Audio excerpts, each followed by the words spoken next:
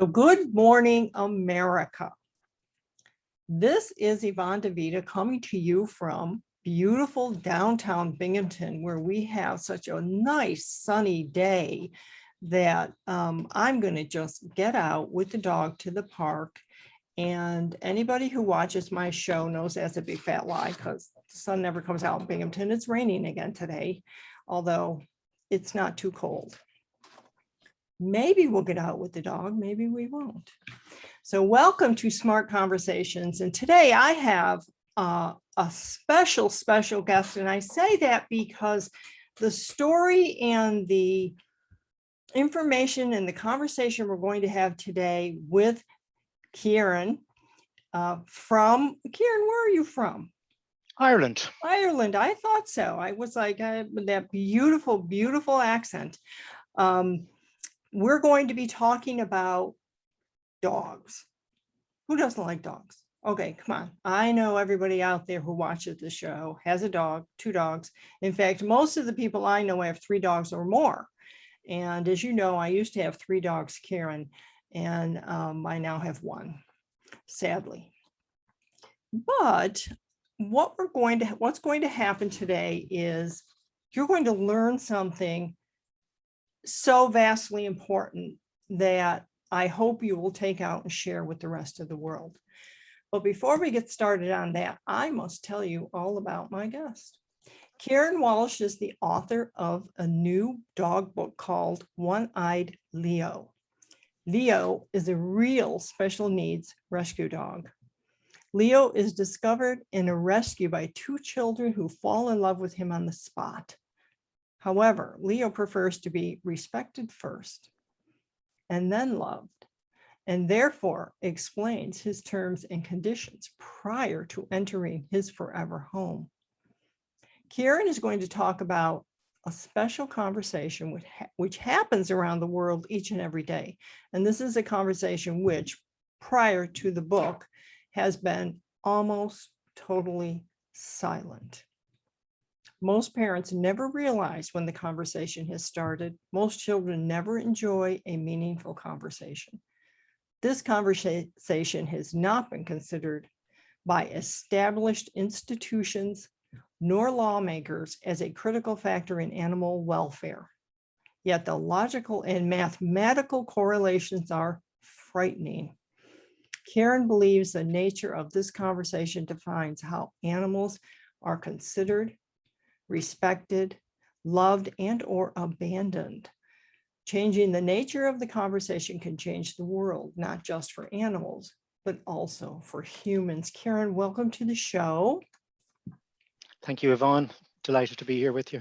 I really was drawn to this when you connected with me on LinkedIn, and everybody knows I talk sometimes about how important it is to make connections, and LinkedIn is a great place for them. When we connected and I saw this and I saw what it was about, obviously coming from my blog post background, and I'm not going to go into that with the people here, they can read about that anywhere on the internet. Just search Yvonne DeVita blog post and you get all the stuff that I did with my company blog post. The community that we had of pet bloggers would be all over this book in a heartbeat, which is good news. But I want to talk about how you came about to write the book first.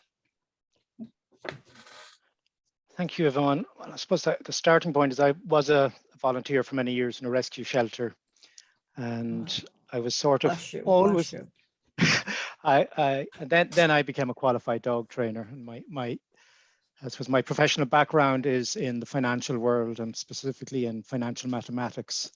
Oh, so, wow. So I'm the type of person you would blame for your loan repayments being higher than you expected. No. or whatever. So while I was in the rescue shelter, one thing that always sort of intrigued me, and it always intrigues me about every situation, is what are the logistics here? Where does the money go? How does it all work out? Right. And quite specifically, what is the emotional condition that triggers a financial action? Mm-hmm. Yes. And I was looking at this whole dog problem for quite a while. And I remember during one discussion with a few dog trainers, we had a very cold realization that when you look at how dogs end up in homes, it's usually the sort of two categories. So the first one would be a person 60 years or older, and unfortunately their partner, or husband or wife, has just passed away. So they need a little bit of company, which is fair enough. And a dog comes into their life, but that path is usually slow. In other words, their family and friends will arrange something. They'll probably walk the dog a few times. It'll be sort of a slow, anything from months to maybe a year and a half or whatever, long process. Now, the other 80% is what this conversation, what the book is all about. And it's basically a parent or parents with usually a 5, 6, 7-year-old child. And the child leaves the kindergarten. And suddenly the parents meet other parents at the school gate, and they all go down to this other parent's house. And there's a dog in the house. So suddenly the child says, ooh, we're missing something in our life. We don't have a dog here. So then, as any parent will tell you, the terrorist tactic starts. Now, before a word is ushered, everything is set in train, that the child is convinced it's a must-have. And if they're not even considered as an equal to their schoolmate, there's something seriously wrong in the family. Right? So the emotional, even before a word is said, the situation is emotionally explosive. Now, the parent, God forbid, will be probably thinking, well, yeah, last time it was a bicycle, an Xbox or something like that. We took out the credit card, swipe, problem solved. Now, the difficulty for the parent again, and this is why the conversation is so rough, is a word either way. And as you know yourself, any conversation is a bit like a marriage. It's for better or worse. It's never for neutral.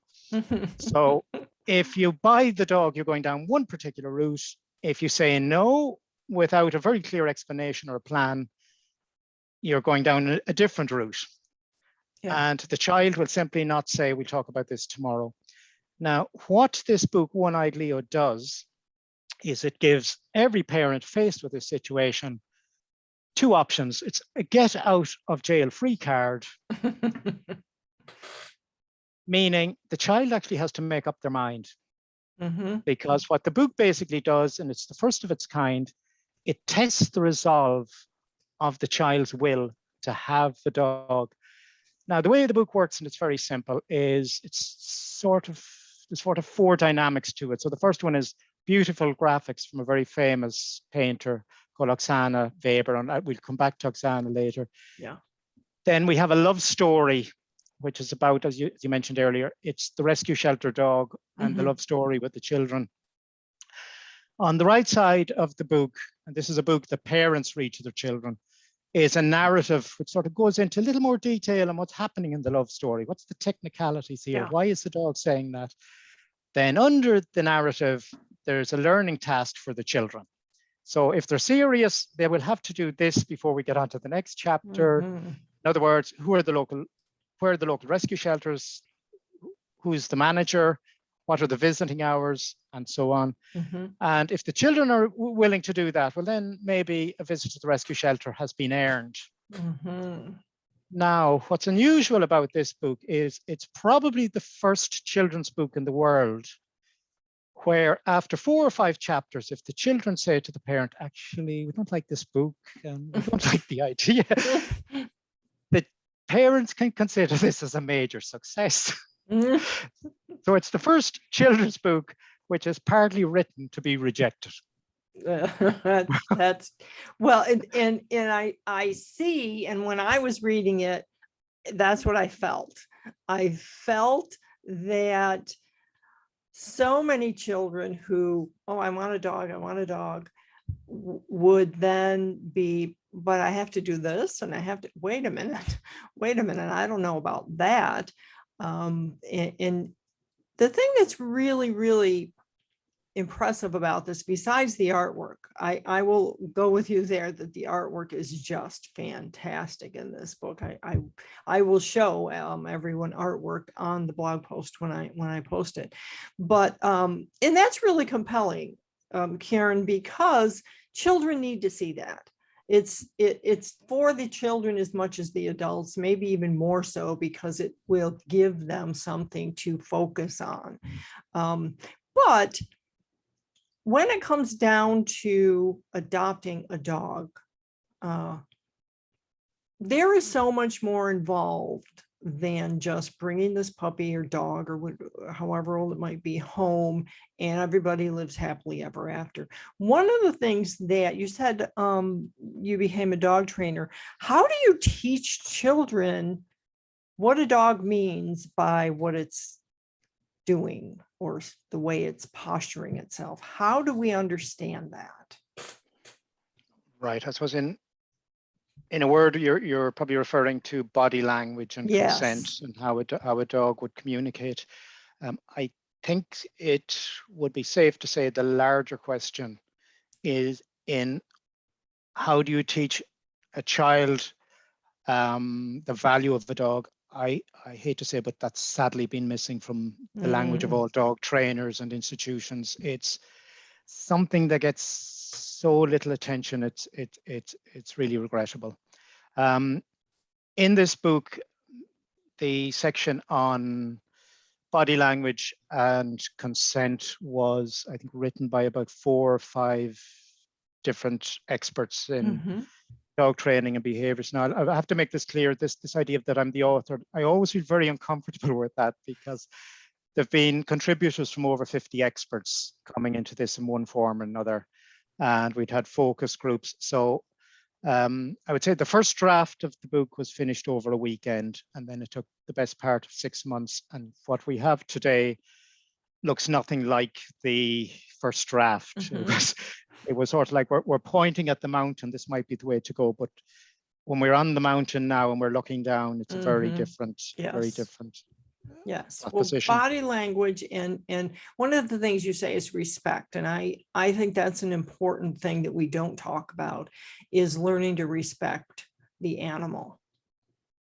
Indeed, that and we do have that in the first few chapters, and it's in big red writing, that everything has to be built in respect. And you look at any decision that was ever made on planet Earth between humans, and there comes a moment when we either respect a person or persons, or we don't. And at that moment, the conversation and that which follows goes off in a specific track. So the whole point about One-Eyed Leo is we try to do, once again, we try to do something that hasn't been done before, which is we try to look at all the pieces of the jigsaw that make up a respectful decision. And we try to bring that into each and every chapter. So it includes walking the dog. Where are the risks? I know this sounds quite ridiculous, but something as simple as walking a dog, that should never happen with unsupervised children. The risks are high, and we go into that in detail. So respect is the cornerstone of the book. Now, I will just, sorry, if I could build that into where this will go through the child's life. So if you think about the child learning it at 6 and the parents, having simple example after example, and how this is built up into a body of work. A day will come when that 6-year-old lovely girl is your 18-year-old teenager, and she announces to everybody in the house, I'm bringing my new boyfriend home for dinner. Well, then you can always turn around and say, well, if you were as fussy and you checked all the boxes and you went through the learning tasks that you did when we got a dog, well, that parent can rest very easily. That really makes me laugh, but it's so true. But even more so, what you just said a few minutes ago is allowing a child to walk a dog unsupervised, unless the child is big enough and old enough and it's just the immediate neighborhood where everybody knows everybody else and all the other dogs in the neighborhood. It's a scary thing. because we're in a very rural section of upstate New York. And so we walk our dog up hills and through mostly trees and whatnot. And I mean, there are a lot of dogs in the neighborhood, and I'm glad that most of them are behind a fence. I don't know if that dog got loose, what would happen, because people tend to say, well, my dog is friendly, my dog is nice. Yes, my dog would never hurt anyone. You don't know what that dog would do in a situation where a strange dog is coming in their yard, for instance. And people just like, oh no, it's fine. Well, it's not fine, right? Yeah. Yeah. That's I suppose that brings us back to the kernel of the problem, and maybe if I could put it in a sort of numeric context and a sort of mathematical context. Excellent. And this is what I think some of your listeners and viewers are going to find a little bit strange. But this conversation that happens between a parent and a child, somewhere in the world, it happens twice every 1.5 seconds. In other words, it happens every 0.81 of a second. It's incredibly frequent. In the USA, this conversation happens every 4.5 seconds. It starts for the first time every 4.5 seconds. Now, everybody is probably screaming at us saying, well, where'd you get the numbers and the figures? And it's very easy. There's sort of three sources. You have the ASPCA, you have the pay to the people for ethical treatment of animals. And then there's another very good source, which is the Mississippi College of Veterinary Medicine, and their research papers are my favorite. But what's sort of strange about all of those sources is they don't actually agree on the figures, and quite often there's 100% difference. Interesting.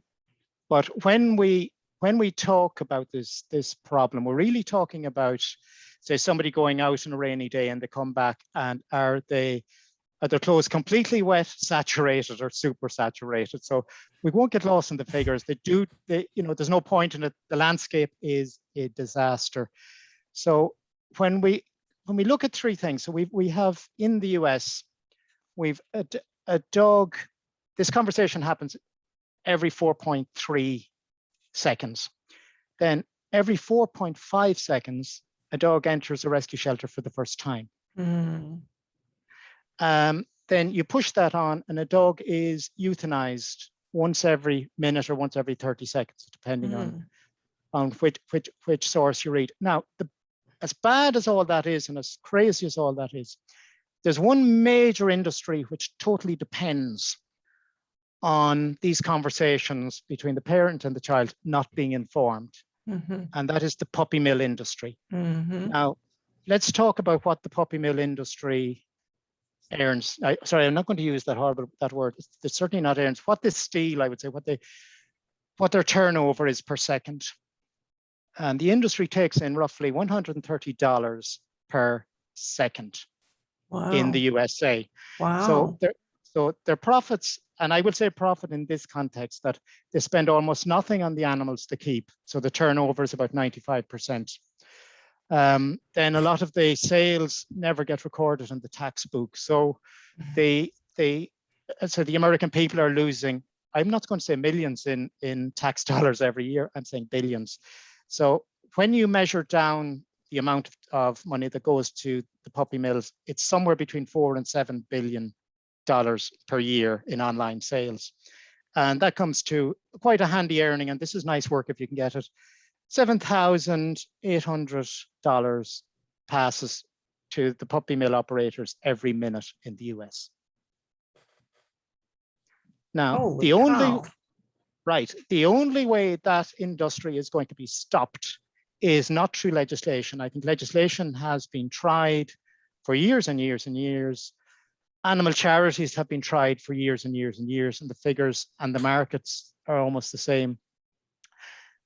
I am totally convinced the only way to break this market is to break it at source, and is to break it at the conversation, because the strangest reality, and this is the cold reality I remember having about a year ago in a conversation, was that we have our 6 to 10-year-old children acting as the fundraiser for mafia gangs around the world. And when you follow the money from the moment that conversation starts to where the money ends up, sorry, I don't mind if any economist or canine expert or banker or politician gets onto me and say it's exactly not like that or whatever, there's a few other factors, I will say, sorry, follow the money. Where's your tax dollars? Missing. Wow. See, I guess when I think of puppy mills, which just make me very angry, I think of the animals there. I think of these poor, I had a puppy mill mama who was a pet, and she had lost an eye, and it wasn't being taken care of until she was rescued. It would have just festered and continued to bother her. But how, that's a lot of money. And to think there are still dogs in shelters also. So we have these puppy mills that are pouring out these, sadly, these unhealthy animals, because you end up getting a puppy mill puppy, and you often end up spending enormous amounts in vet bills because they don't take care of the mother. So and she's so overbred that the puppies are not healthy. But the money, and this is one of the things that I'm fascinated by, because the puppy mill mama dog that I adopted, the rescue had her in their clutches, and granted that they kind of went into pretending they were going to purchase a puppy and walked out with her somehow, and the shelter found out and sued them, and she was returned even in the bad health she was. So they went back, is my point, and they bought her. They spent hundreds of dollars to buy her and get her out of there. And when I think of that, and I think that what you've just told us, and how many instances that are not like that, where just the average citizen is like, well, I'm going to get a puppy, and I'm going to this pet store where often I'm supplied by puppy mills. Or the worst thing that ever happened on the internet to me today is you can buy dogs on the internet.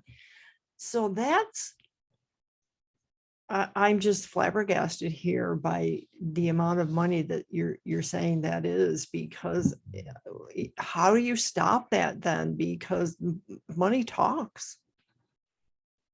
I mean, these puppy mills, they're not going to go down quietly. So we can have this conversation, Ciaran, and raise the awareness, but how does that stop the puppy mill? Right. Well, my feeling is you have to look at the bigger picture. There's some countries that don't have puppy mills and don't have rescue shelters, and they're our guiding lights. I'll give you one very simple example, which is a lovely European country called Switzerland. And in Switzerland, if you want a dog for the first time, you have to go down to a dog training school and do a 4-hour theory course. Wonderful. And then you get a certificate to say you've attended the course. Now, a lot of people after the course will say, oh, I didn't realize what the costs are. I'm going to drop this. So when you have that certificate, you have to sort of, well, before the course, you have to prove you know which dog you're going to bring into your home. And then you have the certificate and the dog's details, and you have to go and get the indemnity insurance and health insurance for the dog. Wow. The insurance company is legally banned from selling you those products unless you have the theory course done from the from the dog training school. Then when you've all those three pieces of paper, you go down to the town hall, and it's about €1,200. So I think somewhere around the $15 to $16.50, $100 for the dog license. Wow. And then you have 30 days to make sure the dog is vaccinated and all the papers are in order. And then you go back to the dog training school for an assessment. Mm. Now, the dog training school can take a look at how you're walking the dog, how you get on, and the trainers will be able to spot if there's any issues there in behavior or whatever. And if they feel, firstly, that you're the wrong person for the wrong dog, they can void your license on the spot. That's it. Oh my gosh. And the second thing is they may recommend you come back for a few lessons, which is fair play, just to remedy a couple of minor things. Now, the payoff there, and this is where we look at both the financial and the political model of the rest of the world. The payoff there is they have no rescue shelters. They have a few specialist centers for, for hospices and care, but nothing like we have in the rest of the world. There's no abandoned dogs. There's no stray dogs. And of course, there's no puppy mills, because if you set up a puppy mill operation in a place like Switzerland, you'd be probably spending more time in the cage than all the dogs you ever had. So it's a completely different world. Now, I think what's very important here is look at this thing in its simplest form. Where is all the responsibility? It's on the person who's going to get the dog. Where is the mopping up process and the costs? It's not on the state. It's not on the taxpayer. So quite simply, there's no logical reason why this couldn't actually work everywhere in the world. Now, what we do have at the moment is, I think, a real mental problem with a lot of the institutions that are in the dog welfare industry. And I'll give you one very simple example. When I was trying to convince a lot of rescue shelters to get on board with the book and whatever, I got a lot of negatives, and some people would say, well, no, if we asked somebody to look at this, it would probably take up their time, and they'd go to another rescue shelter and they get a dog there where they don't have to do any thinking at all. Now, unfortunately, that is very prevalent, because what you have with rescue shelters is the best meaning people in the world. They give their time freely. They work way beyond, I'll put it this way, they've no business coming up with administrative or educational tasks. I think that's for the educational establishments and maybe research experts and the dog training professionals to basically take a look at all of this and say, we should bring something in that attacks that point where a decision is made within the home. And as I said earlier, the puppy mills and all of this horrible abuse cannot exist if there is not an ill-informed decision. They depend on the ill-informed decision. Interesting. I can see the point. I can see how that, but in America, here's the thing. In America, the average family would not spend the kind of money you just said to get a dog license. They go to the shelter because it's free. They, some of the shelters, the shelter I worked with, we had to pay a fee for the girl that we adopted, which was fine. But not everybody wants to do that. They think that if they're going to pay $1,000 or something, it needs to be this purebred, wonderful animal that they're going to get from, and they're going to have this pedigree line. So that's kind of where, while I think the book itself, yes, should Yvonne, be, I'm going to come straight in on that, because what the Swiss do and how they do it is very much their own business, but it's not an excuse to rule it out. It's as simple as this. If you were doing anything in Switzerland, the costs are very high anyway. That's just the way the system works there. So what I'm basically saying is there is no reason why all of the onus and responsibilities cannot be put on the dog owner quite quickly without extra costs. And it's as simple as this. People end up paying the extra costs anyway if they don't know what they're doing. So quite simply, if you get a dog on the cheap and you lose control of it and it runs out in front of another car or bites somebody, you're talking about 5, 6, 7,000 in damages straight out. Maybe the simplest way to look at this, and it's the way everybody will understand, think of 2 tasks that you would normally do in your life, let's say before Corona. You might go to the supermarket and you might go to the cinema.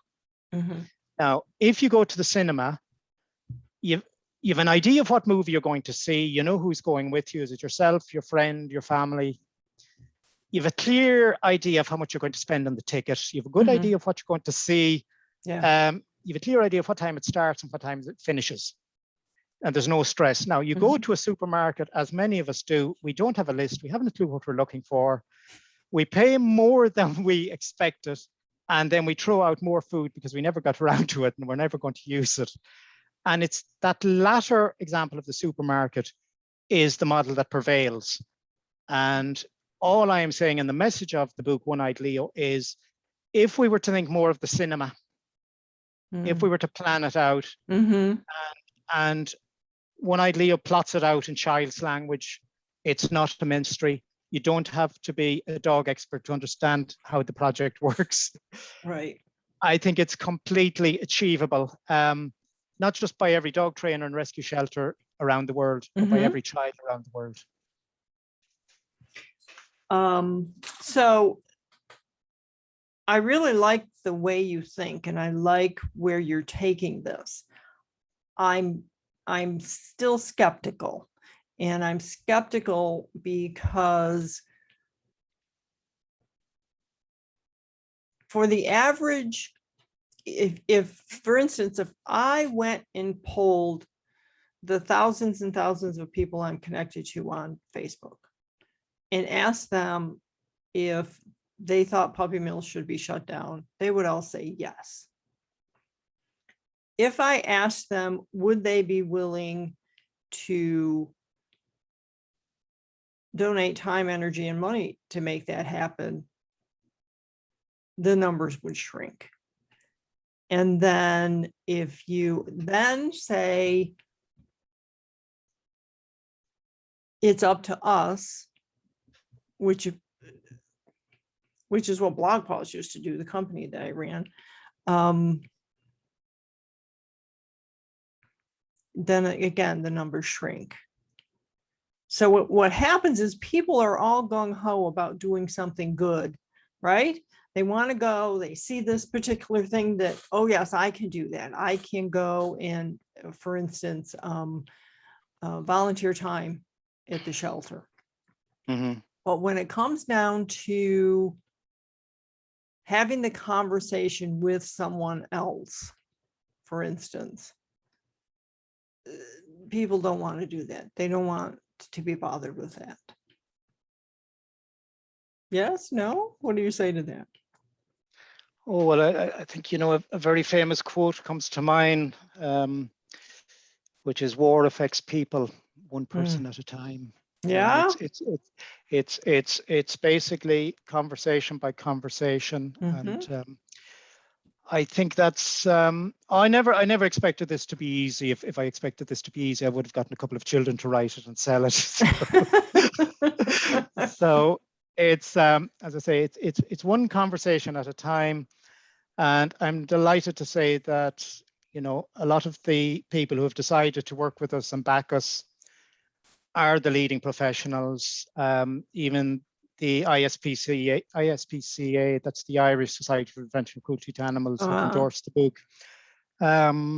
No, this is, I can tell every one of your readers, I can tell you straight, this is a war that has to be won. There's no two ways about it. And I think the beauty of it is, I think it will be won. And I think it'll be won quite quickly. That every parent that has a dog, and you know, when you see them out walking the dog on their own because the children aren't available, they lost the war before the first shot was fired. And you know, it's I think there's, if you like, a body of knowledge, a body of feeling, and a body of empathy within everybody that owns a dog at present. And indeed, this book, even if you own a dog, there's no harm in getting this book for the simple reason.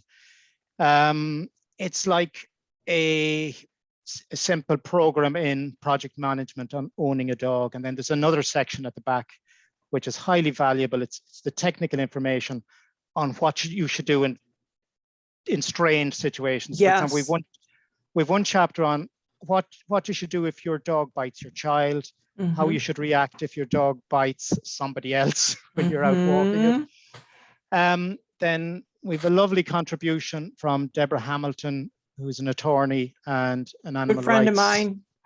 Perfect. And she's written a very clever piece and put in a very clever form on what you should do to avoid a situation where if your legal situation change, your legal status changed. So let's say you were disabled, divorced, or delayed, and you couldn't get to your dog. How do you guarantee against a situation where somebody takes your dogs and sends it to the rescue shelter? Right. And that form is included in the book. Awesome. So I would say I will take that on board. Yes, I know how difficult and painful indifference can be, but it's basically we're taking child steps, one followed by the next, followed by the next.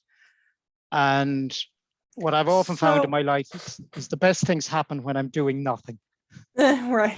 I agree.